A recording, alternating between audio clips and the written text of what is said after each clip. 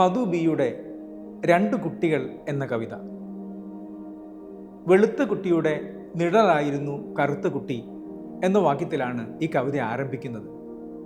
വെളുത്തവന് പ്രാധാന്യവും കറുത്തവന് നിന്ദയും നൽകുന്ന നടപ്പുശീലങ്ങളിൽ നിഴലാകാൻ വിധിക്കപ്പെട്ടവരുടെ കഥയായി കവിത തുടരുന്നു, വിടരുന്നു.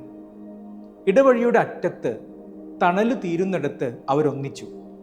ഇനി ഒന്നിക്കും മുമ്പത്തെ രണ്ടാളുടെയും ശീലങ്ങളിലേക്ക് കവിത വിസ്തരിച്ച് കാണിച്ചു പോകുന്നു. വെളുത്ത മുഖം ചുവന്നും അടികൊള്ളാതിരിക്കാൻ എടുത്തുവെച്ച നിലംതൊട അരയാലിലയിൽ വിശ്വസിച്ചും സ്കൂളിലെ ക്ലോക്കിൻ്റെ സൂചി ചാവാൻ വഴിപാട് നേർന്നും വെളുത്ത കുട്ടി സ്കൂളിലേക്ക് നടന്നു. ഈ വെളുത്ത കുട്ടി നമുക്കറിയാം, നമ്മളിൽ പലരുമായി അവനുണ്ട്, അവന് സാമ്യവുമുണ്ട്. സ്കൂളിലെ തല്ലും അതിനെതിരായ പ്രാർത്ഥനയും വിശ്വാസവും കൊണ്ട് നിർമ്മിക്കുന്ന കൊച്ചു കർമ്മങ്ങളുമായി അനേകം സ്കൂൾ കുട്ടികളെ അവൻ പ്രതിനിധാനം ചെയ്യുന്നുണ്ട്. ആ സ്കൂളിൽ പോയത് ചിരപരിചിതമായ വഴിയിലൂടെയാണ്. കറുത്തവൻ വെളുത്തവന് പിറകെ നിഴലായി നടക്കുന്നുണ്ട്. പക്ഷേ പള്ളിക്കൂട പേടി ലവലേശമില്ലാതെയാണ് ആ നടത്തം. കലക്കവെള്ളത്തിൽ കാൽപ്പടക്കം പൊട്ടിച്ച് മേഘങ്ങൾക്കിടയിൽ കുടുങ്ങിപ്പോയ മഴവില്ലിന് വഴി പറഞ്ഞു കൊടുത്തും കൂടുതൽ സ്വാതന്ത്ര്യത്തോടെയാണ് കറുത്തവൻ്റെ യാത്ര. മുൻനിരയിലെ ഉറപ്പുള്ള ബെഞ്ചിൽ പെൺകുട്ടികളെ നോക്കാതെ പഠിച്ച പദ്യം ചൊല്ലി നോക്കി പുസ്തകങ്ങൾ എടുത്തു വയ്ക്കാൻ അമ്മ മറന്നു കാണുമോ എന്ന് ആശങ്കപ്പെട്ട് വെളുത്തവനിരുന്നു. കവിതയിൽ അവന് മുൻനിരയിലെ ബെഞ്ചിലാണ് ഇരിപ്പിടം. ശ്രദ്ധിക്കാൻ അമ്മയുടെ സാന്നിധ്യമുണ്ട് കവിതയിൽ. പിൻനിരയിലെ ആടുന്ന ബെഞ്ചിൽ കറുത്തവൻ ഇരിക്കുന്നുണ്ട്. അവന് പെൺപേടിയില്ല. കരുതലിലും ഭയത്തിലും പേടിയിലുമാണ് വെളുത്തവൻ വിരിഞ്ഞിറങ്ങുന്നത്. കറുത്തവൻ നേരെ വിപരീത ദിശയിലും.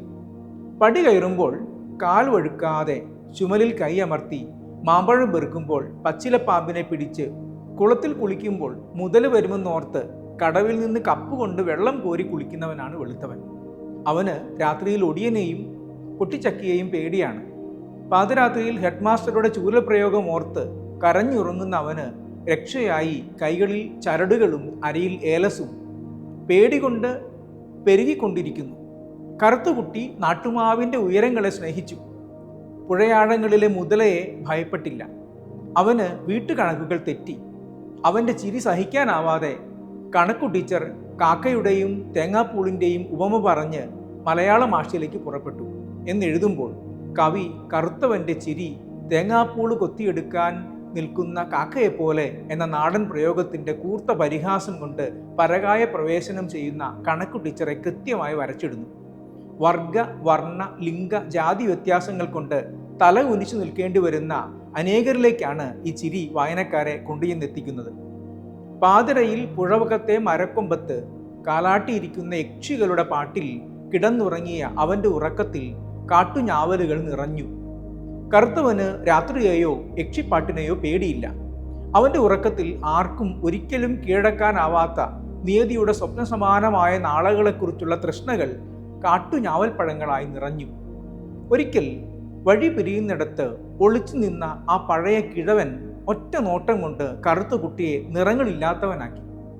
കവിതയുടെ കിഴവൻ മരണമെന്ന പുരാതനൻ തന്നെ ആവണം.